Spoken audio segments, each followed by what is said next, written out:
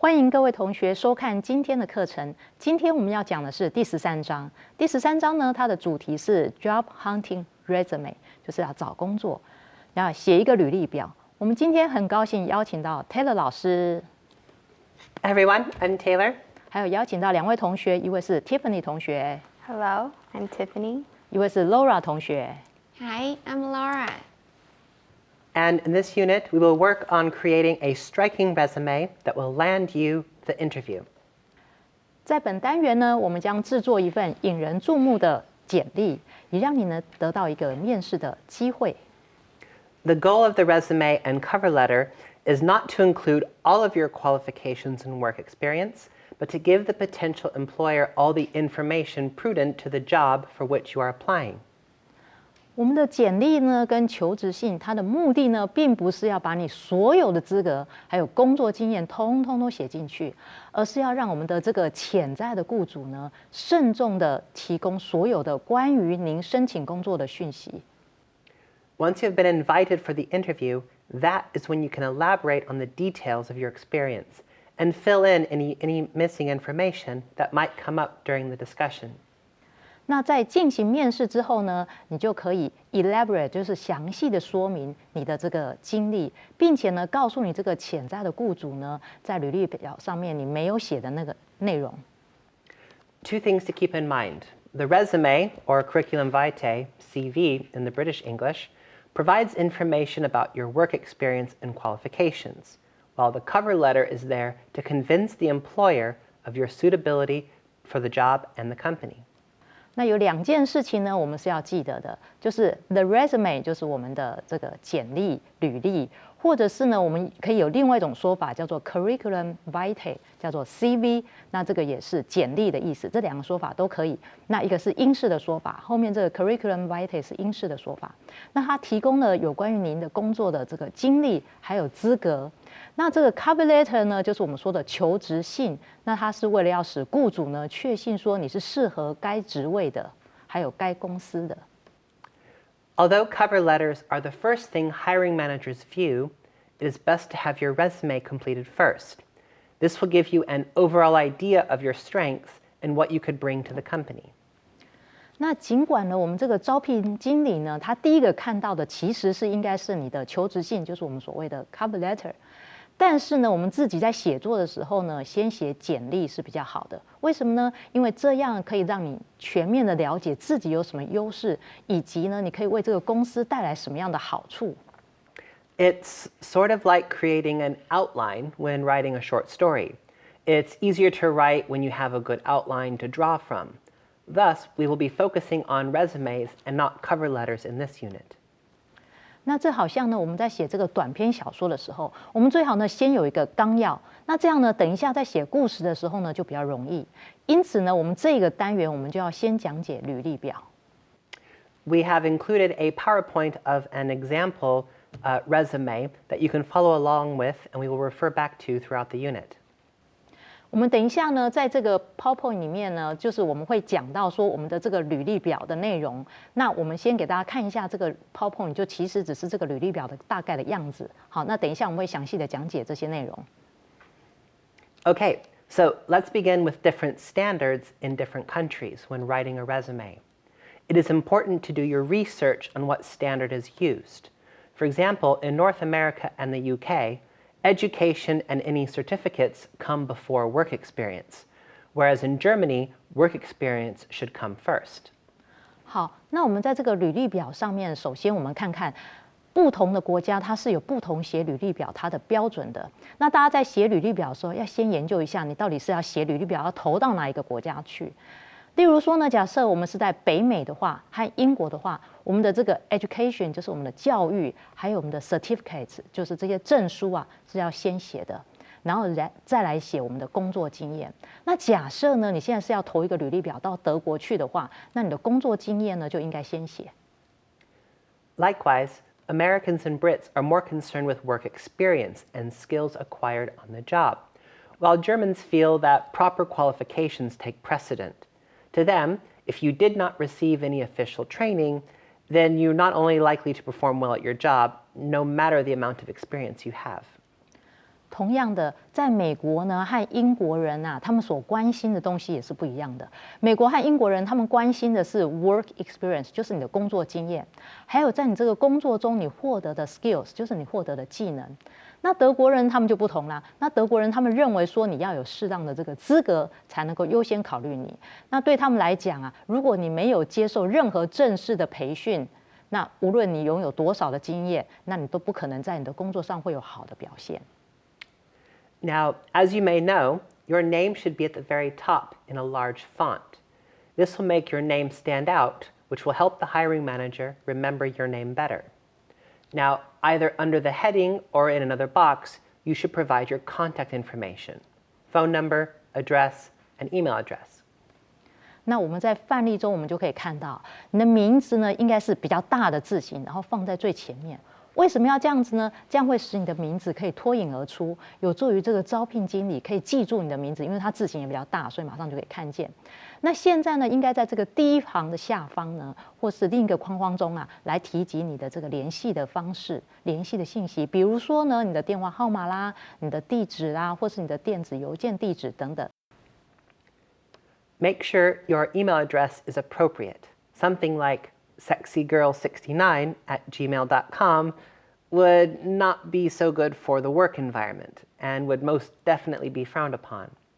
Additionally, email addresses with lots of numbers have the potential to be mistyped, which means you might not receive an invitation to the interview. 那我们首先呢，要确保你这个电子邮件的地址是合适的。怎么说呢？比如说，如果你取了一个电子邮件的名字叫做这个 Sexy Girl， 你觉得很好啊，很吸引人注意。可是事实上呢，这样的电子邮件的地址呢，对职场而言呢，并不是一个很好的地址。那此外呢，如果你的这个电子邮件的地址里面有大量的数字，1 2 3 4 5 6 7 8 3 2 1 2 4 3 4等等乱七八糟的数字一大堆，那这样的电子邮件的地址呢，可能会造成人家要寄给你电子邮件的时候打字打错，可能漏了一个电话号码的哪一个数字啊，这意味着你可能就会收不到你这样的这个面试邀请。As a side note, if you have an online portfolio or website that might be of interest to a potential employer, include them in this area as well. 附带的再说明一下，如果呢你有线上的简介啦，或是一个网站的话呢，那雇主呢可能会有兴趣，所以你可以放在你的履历表里面。For those who might be applying to the UK, here you will also need to include your nationality and gender, male or female. In the US, it is illegal to request this information, as is one's birthday and a photo. However, you are more than welcome to include these in your resume if you so choose. 那如果呢，你现在是要写一份履历表要投到英国去的话呢，你还需要在这里输入你的国籍啦，还有你的性别，男生或是女生。那在美国呢，要求这个求职者啦提供啦国籍啦、性别啦、生日啦、照片，这些都是违法的。但是呢，如果你自己愿意把它放在履历表上呢，那这样是可以的。Moving on to the introduction, this provides some basic information for the employer to keep in mind when learning about you. There are 4 basic introduction types: career objective, qualification summary, professional summary, and resume summary. 好，接下来呢是我们的简介的部分。那履历表呢，也像一般的文章一样，我们会有个简介。那简介呢有4种，第一种呢叫 career objective， 叫做职涯目标；第二种叫 qualification summary， 叫资格概述；第3种呢叫 professional summary， 叫专业的概述；第4种叫 resume summary， 叫做简历的概述。Each style serves a different purpose and is more effective with certain working professionals. For example, a career objective introduction is better suited for recent college graduates with little to no professional experience in their desired field, or for those who wish to change careers. 好，我们刚刚有提到啦，每一种风格它有它不同的目的。例如说啊，职涯目标的介绍呢，更适合在该领域中几乎没有任何专业经验的这种新进的大学毕业生，或者是你想要改变你的职业这样的人。Tiffany, would you give us more information about this type of introduction? Tiffany， 你能不能告诉我们一些这样的讯息呢？ Well, a career objective introduction should be 1 to 3 sentences and be about the career you want to build towards. it's important your objective fit the type of work being offered by the company. For example, if you plan to become an English teacher, but you apply to a non-teaching company as a salesperson, you will obviously be turned down. 所以职涯目标的介绍应该是大概1到3个句子，而且要跟你要建立的职涯要有关系。重要的是你的目标要适合公司提供的工作类型。比如说，如果你打算要当一名英语老师，可是你应征的是一个销售人员，那么你当然就会被拒绝。You can actually mention what skill you would like to build upon. For example, if you have previously done an internship as an English teacher, you could word your objective that way. 你可以讲你以前的技能，比如说你以前当过英语实习老师，这样的经验就有办法帮助达到你的目标。Very good. An example of that might be, ultimately, I would like to become an English instructor by building upon the knowledge gained during my teaching internship. 很好，我们也可以这样说。最终呢，我希望呢，在教学实习中获得的知识，来成为一名英语教师。Now, this is a great, albeit short, career objective because it mentions the job they want, their eagerness to learn, and that they have some teaching experience. Just like a thesis statement informs the reader what to expect in the remainder of the essay, the career objective informs the hiring manager what they are likely to find in the resume. 这个 objective 写得很好，尽管呢他写的有点短，这样，但是他提到了想要找的工作，渴望学习，而且呢又有一定的教学经验。像这样的论文陈述呢，会告诉读者在这个文章的其他的部分呢会有什么样的内容。那职涯目标呢，也能告诉我们的招聘经理，那在简历中呢，我们大概会写些什么。If you are changing or even deciding on a job that is not in line with your internship or college degree, this can be expressed in the career objective. Again, this will notify the hiring manager that what they will see are jobs and experience not directly related to the positions being applied to. They will expect to find a summary of transferable skills that can be applied to the job opening. 假如呢，你想要找的这个工作跟你的这个实习或是你的大学学位是不符合的，那你可以在这个职涯目标中写出来。同样的呢，这个招聘经理呢就会期望你说，你以前学习到的这个技能有哪些呢？是可以用到你这个新的这个职缺上面的。Just a quick language note: if you do not have experience, try to use expressions like "I want to gain experience in" or develop skills in. 现在呢，我们再学习一下怎么样写。你可以这样写，假设说你真的没有经验的话，那你就可以写说 I want to gain experience in。我想要在什么什么中呢获得经验，或者是你这可以怎么写呢？你可以说我要 develop skills in。我们要在什么当中呢发展技能？像这样的表达方式。For those with some experience, use expressions build upon, further my knowledge in, or continue furthering my skills in. 好，对于那些呢有一定工作经验的人，你可以这样写 ：build upon， 这个就是建立 ；further my knowledge in， 这个呢是进一步的增长我的知识，或者是写什么呢 ？continue furthering my skills in， 这个是呢继续的提高我的技能。你可以用这样的字汇。We also need to discuss how work experience should look and where to put it in your resume. Your experience should be the bulk of your resume and should highlight any and all that you have. This gives more details about the basic information provided in the career objective. 那接下来呢，我们要讲这个 work experience， 就是你的工作经验应该要怎么写。你的经验呢，应该占据你的简历的这个大部分，并且呢，应该突出你所拥有的一切的经验。Jobs should be listed in reverse chronological order. This means the last or current job listed first, then the one before that, and so on. You should include the company name, position you held, and the dates worked. Have a look at the example here. For each listing, you should subcategorize any skills, training, and or responsibilities you had at the job, which would pertain to the job for which you are applying. 那我们现在看到的呢，这个就是一个我们的简历。那我们这个简历的工作经验的地方呢，应该要怎么写呢？首先呢，你应该用倒叙的写法来写，也就是说呢，你最近的工作经验要先写，然后再慢慢的往前写。那工作经验呢，要写些什么呢？要包括公司的名称、职位，还有你的这个工作的日期。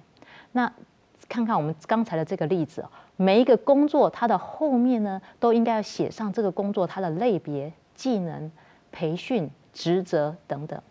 例如，在这个 William Language Institute 这个语言学校，他做的工作是什么呢？是语言咨商员的这个工作。那负责呢写的是什么呢？教案，就是我们说的 lesson plans， 以及呢发展教材，就是什么呢 materials 这个字就是教材。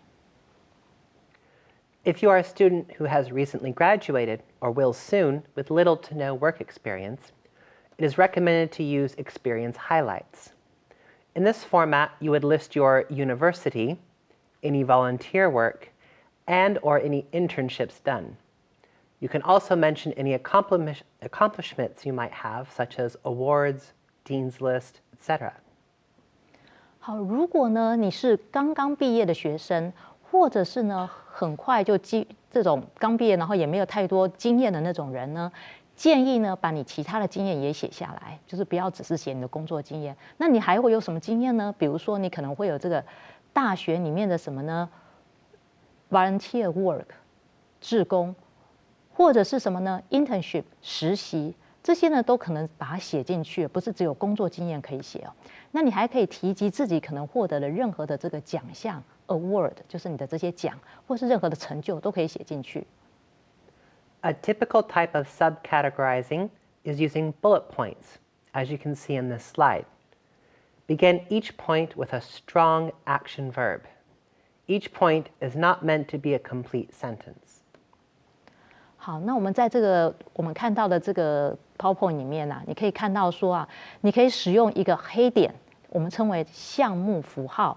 然后呢，黑点的后面会写什么呢？就会有一个动词。那这是来做范例，我们看到的哈，像 created 这个字 ，created 这个字就是你一个动词。那每一点后面呢，不用是一个完整的句子，你不要想说一个点后面要写一个句子，并不是哦，写半个句子，有动词有名词，这样就可以了。For your current job, use the present simple tense or gerunds. Try to find and use descriptive action words. Instead of using, say, utilizing, or handling, or receiving. For previous experience, switch to the past simple, utilized or received.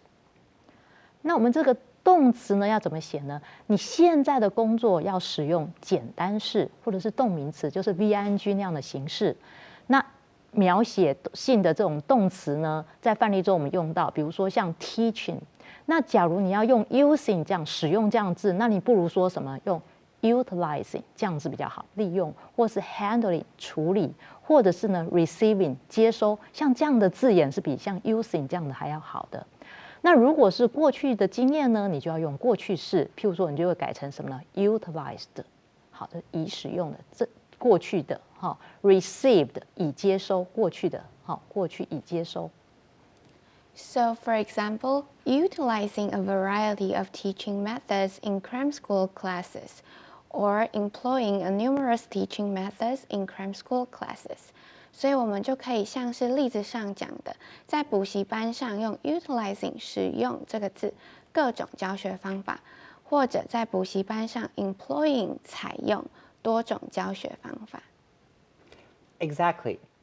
And the use of a quantifier like variety and numerous are great to use, especially if you have work experience. Also, if you lead a team or manage an event, be sure to add the number of people as well. 好，我们在里面呢要尽量使用量词，例如什么字呢？例如 variety 就是多种的，看起来很多吧？还有什么 numerous 看起来众多的，这样的叫做量词。另外呢，如果呢你领导了一个团队，一定要告诉别人说，哎，你这个团队到底有多少人啊 For example, organized a Christmas event for the school. This is good, but try coordinated a Christmas-themed event for over 300 students and faculty. 好，我们现在举个例子啊，假如说啊，你为学校呢组织了一个圣诞节的活动，这样听起来还不错吧？但是其实有更好的写法，你可以怎么写呢？做这个圣诞节的活动的协调员，那这个活动呢有300多名的师生参加，多了这个300多名，就会让人家知道，这个圣诞节的活动并不是只有1-2个人来参加而已。Okay, I've done a lot of lecturing today. Now I will have Tiffany and Laura help me list out some of the resume action words for our viewer. We will group them by meaning. Laura, could you give us some examples of action words for leadership? 好，现在我们之前讲了这么多了，那我们现在要介绍一些单字，那每个单字上面都会有一个图片给大家看哦。那请 Laura 同学帮我们介绍一下。Okay, for example, the first one is authorized, 授权 chaired, 主持 cultivated, 培养 delegated, 委派 enabled, 授予权利的 Executed, 执行 facilitated, 帮助 guided, 指导 headed, 领导 mentored, 指导 operated, 运营 orchestrated. 精心策划。 Now, Tiffany, can you give us some team player action words? 好 ，Tiffany 同学，你现在可不可以告诉我们一些有关于这个团队成员的行动，可以用哪些话来说呢？ Okay, the first one, acknowledged, 认可 assimilated, 同化 blended, 融合 collaborated, 协作 embraced, 拥抱 encouraged, 鼓励 Energized, 充满活力的 gathered, 聚集 joined, 加入 merged, 合并 participated, 参与 partnered, 伙伴 united. 团结 Good. Now, be responsible for. 对什么负责的字有哪些呢？ accomplished, 完成 acquired, 获取 achieved, 实现 acted as, 充当 completed, 完成 created, 创建 executed, 执行 Finished, 完成 forged, 伪造 made, 制作 navigated, 导航 negotiated, 协商 performed, 执行 prepared. 准备。 Good. Now for communication. 好，现在我们接下来要教的是跟沟通有关的字。 advocated, 提倡 authored, 撰写 clarified, 澄清 composed, 撰写 consulted, 咨询 conveyed, 传达 convinced, 确信 corresponded, 对应 explained, 解释 Illustrated, 说明 influenced, 影响 moderated, 审慎 mediated, 调解 persuaded, 说服 publicized, 宣传。 worked on. 好，现在我们要讲的是关于从事什么这样的单字。 arranged, 安排 compiled, 汇编 composed, 组成 constructed, 构造 created, 创建 developed, 发展 engaged in, 从事 fashioned, 塑造 Formulated, 制定、 made, 制作、 made progress on, 取得进展、 organized, 组织、 perfected, 完善、 pursued, 追赶、 put together, 放在一起， set up, 成立， undertook. 承担。 Now for creativity and problem solving. 好，现在我们接下来介绍的字呢是创造力，还有解决问题这样子字。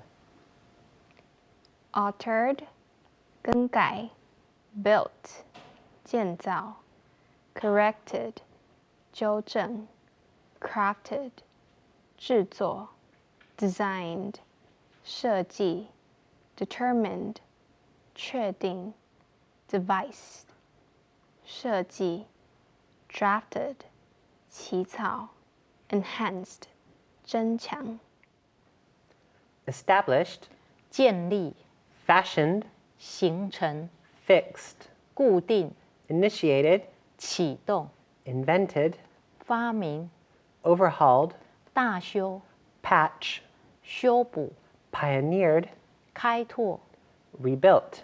重建。 Now, words to show that you have assisted on something. 好，现在是关于你帮助某人这样的动词可以用什么？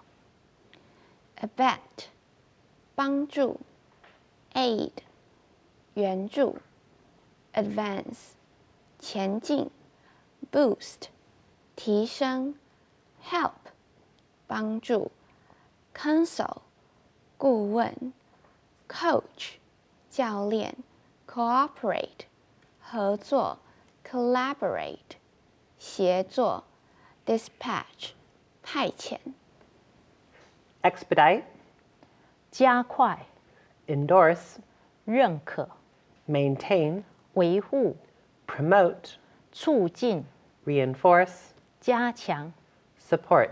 支持。 Now for utilize.